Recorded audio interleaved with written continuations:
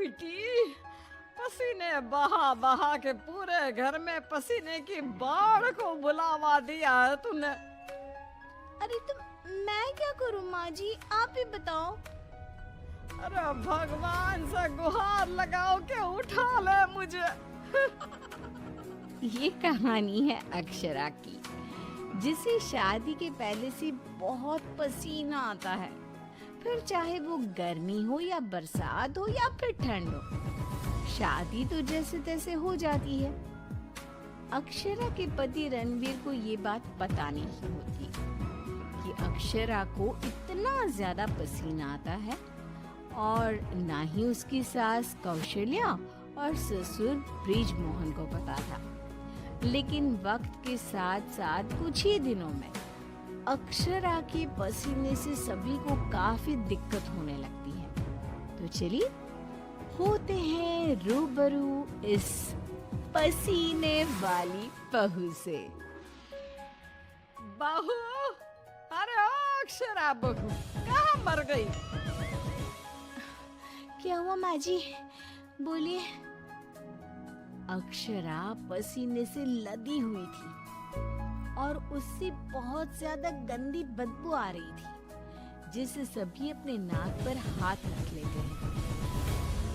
हाय रब्बा, इतनी गंदी बदबू तो गुट्टे की भी नहीं आती। सीरियसली यार अक्षरा, तुम्हारे पसीने की बदबू दूर दूर तक आ रही है। तो मैं किसी बर्फीले इग्लू में बैठकर खाना नहीं बना रही हूँ। इतनी गर्मी है, 2 मिनट गैस के सामने खड़े रहो तो पूरा पसीने से नहा लेते हो आप। इतनी भयंकर गर्मी है, अगर इतनी प्रॉब्लम है तो लगा लो ना रसोई में भी एसी। हाँ हाँ लगा लेते हैं। वैसे भी तेरे मायके वालों ने हमें ट्रक भर के नोटों की गड्डी जो दी है, क्या? मैं भी चूल्हा चौका कर चुकी हूँ, लेकिन इतना पसीना मुझे तो कभी नहीं आया। ऐसे ही एक दिन कौशल्या देखती है कि खाना बनाते समय अक्षरा के माथे का पसीना टपक कर कढ़ाई में गिर रहा है। हाय रब्बा, अरे करम जलियों की महारानी, ये देखिए तेरे पसीने की टंकी का लीकेज बह के अब हमारे खाने में भी टपक रहा है। अब अपना खारा पानी तू नमक के तौर पर इस्तेमाल करेगी क्या हमारे खाने में? माँ जी, मैंने जानबूझकर नहीं किया है। और रही बात पसीने की टपकने की, तो इसी बहाने ये गट्टी की सब्जी ना और भी नमकीन और स्वादिष्ट हो जाएगी मेरे पसीने की मिलावट से। छी छी छी छी, मैं जा रही हूँ बाथरूम, क्योंकि मुझे तो तेरी बातों को सुनकर और ये खाना देखकर ही उल्टी आ रही है। आज तू कुछ नहीं पकाएगी, आज हम तीनों तुझे छोड़कर बसंत भोजनालय चले जाएंगे। तू अकेले ही चखते बैठ अपने पसीने से भरे हुए ये व्यंजन। अगले दिन जब रणवीर दफ्तर से घर आता है, तभी वो अपने कमरे में अक्षरा से कहता है, अक्षरा, कल बॉस की वाइफ का बर्थडे है, इसलिए उन्होंने हमें खास न्योता दिया है, तो तुम और मैं कल पार्टी में जाएंगे। मैं ब्लैक कोट पहनूंगा, तो तुम ब्लैक साड़ी पहन लो। ओके पति जी, और कोई आदेश? नहीं, आदेश नहीं, लेकिन एक रिक्वेस्ट है। वैसे तो पार्टी में एसी होगी, लेकिन फिर भी ना तुम पूरी परफ्यूम की बोतल को अपने ऊपर छिड़क के ही चलना। एक क्या, मैं तो कहता हूँ 5 चाय बोतल को छिड़क लो ना, क्योंकि अगर किसी ने तुम्हारे पसीने की बदबू को सूंघ लिया ना, तो फालतू में सीन क्रिएट हो जाएगा वहां पर। ठीक है? मुंह टेढ़ा करके अक्षरा जवाब देती है, ठीक है, लगा लूंगी। खुश। अगले दिन पार्टी के लिए अक्षरा सच में 5 परफ्यूम की बोतल को अपने ऊपर छिड़क कर सज धज के रणवीर के साथ पार्टी में चली जाती है।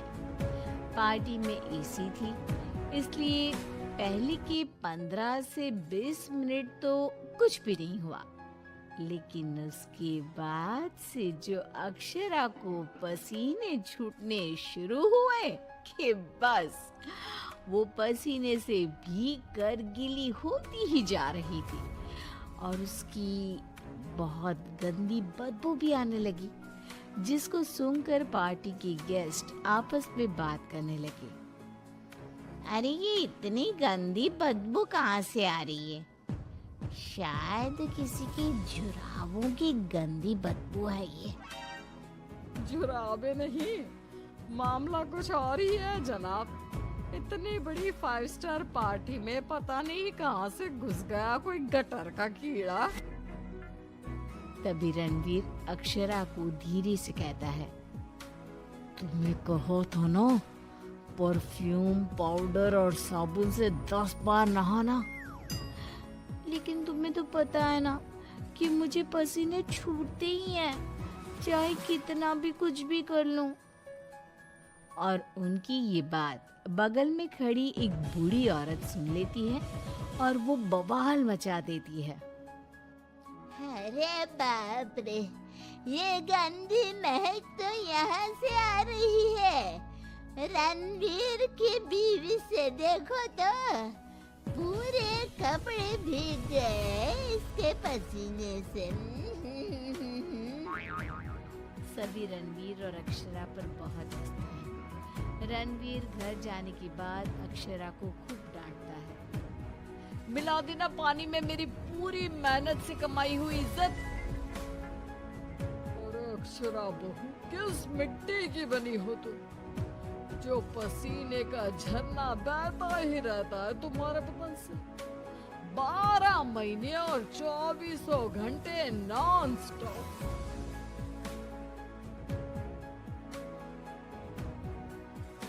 अरे अभी तो इस कलमुहे के कलेजे को ठंडक पड़ी होगी। लोगों के कुंडली में मार्किश दोष होता है, लेकिन हमारी बहू की कुंडली में पसीना दोष है। अक्षरा को अपने ससुराल वालों की बातें सुनकर बहुत बुरा लगता है, लेकिन फिर भी वो कुछ नहीं कहती और अपने पसीने बहने को अपनी गलती मानकर चुप रह जाती है। दिन बीतते जाते हैं, गर्मी का प्रकोप बढ़ते जाता है और अक्षरा के लिए गर्मी और भी बड़ी मुसीबत बन जाती है।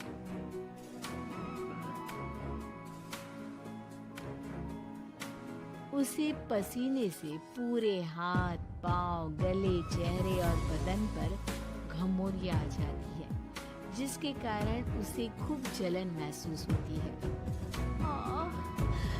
बहुत जलन हो रही है।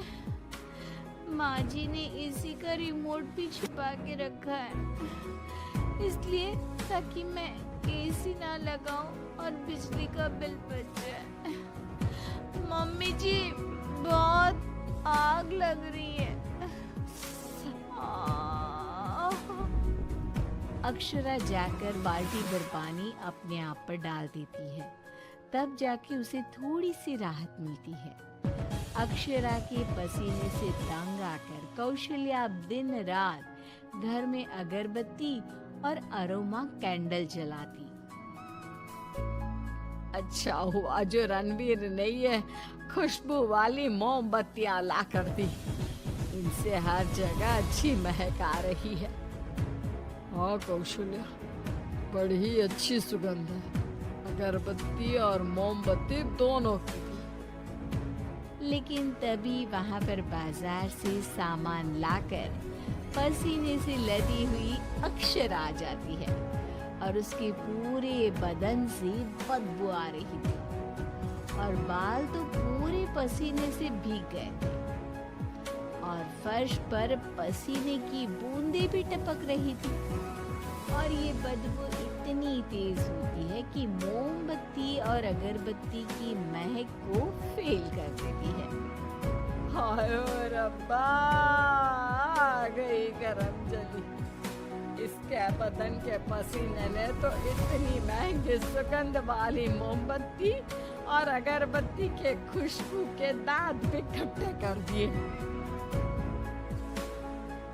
बाहर इतनी भीषण गर्मी है मम्मी जी, ऐसा लग रहा है मानो हम किसी ओवन में बंद हो गए हो और केक की तरह बेक हो रहे हो। उफ। दिन ब दिन अक्षरा का पसीना दुश्वार कर देता है सबका जीना। कभी वो सोते समय पूरे बेड के साथ साथ साइड में रखे हुए रणवीर की इम्पोर्टेंट फाइल्स को अपने पसीने से भिगा देती, तो कभी वो गर्मी से अपने बालों में हुए जुओं को गलती से खाने में मिला देती। हाय और रब्बा, आज तो हद ही हो गई, खाने में जुआ। अक्षरा बस बहुत हुआ, अब और नहीं। अब तुम सीधा अपना बैग पैक करो और अपने मायके शिफ्ट हो जाओ। बिल्कुल सही कह रहा है रणवीर, हमें नहीं चाहिए ऐसी पसीने वाली बहू। अक्षरा रोने लगती है और कहती है, ठीक है मैं चली जाती हूँ, फिर कभी इस घर की दहलीज पार नहीं करूंगी, बाय। अक्षरा रोंदी सूरत लिए घर से निकल जाती है। शाम में जब रणवीर अक्षरा के मायके फोन लगाता है, तब उसे पता चलता है कि अक्षरा तो अब तक घर गई ही नहीं। इस बात को सुनकर रणवीर, कौशल्या और ब्रिज मोहन तीनों डर जाते हैं और चिंताग्रस्त हो जाते हैं।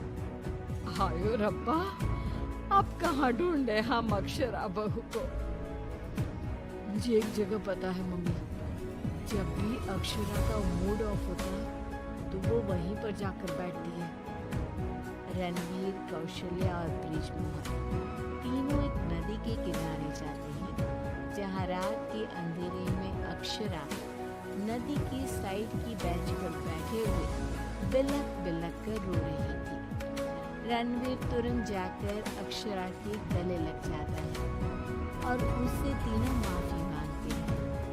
अक्षरा, हमें माफ कर दो, तुम्हें पसीना आना नेचुरल है, लेकिन तुम जानबूझकर नहीं करती हो ये।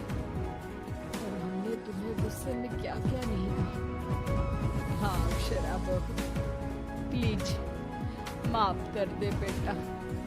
तेरे इस पसीने को ना मैं यूं मिनटों में चुटकी बजाकर आयुर्वेदिक और घरेलू उपायों से भगा दूंगी, तू देखना बेटा। हाँ, और अगर उससे भी ना होए तो मेरे पहचान में मेरा एक डॉक्टर दोस्त है। तुम्हारे इस पसीने की तकलीफ का हम सब मिलकर डट कर सामना करेंगे। Thank you. देर से ही सही, आप लोगों को मेरा दर्द समझ में तो आया। मैं बहुत लकी हूँ कि मुझे आप जैसे ससुराल वाले मिले। इस तरह ससुराल वाले आयुर्वेदिक उपायों से अक्षरा के पसीने की तकलीफ को मिटा देते हैं और अब उसे मामूली पसीना ही आता है और वे सुखी और चैन भरी जिंदगी बिताने लगती है।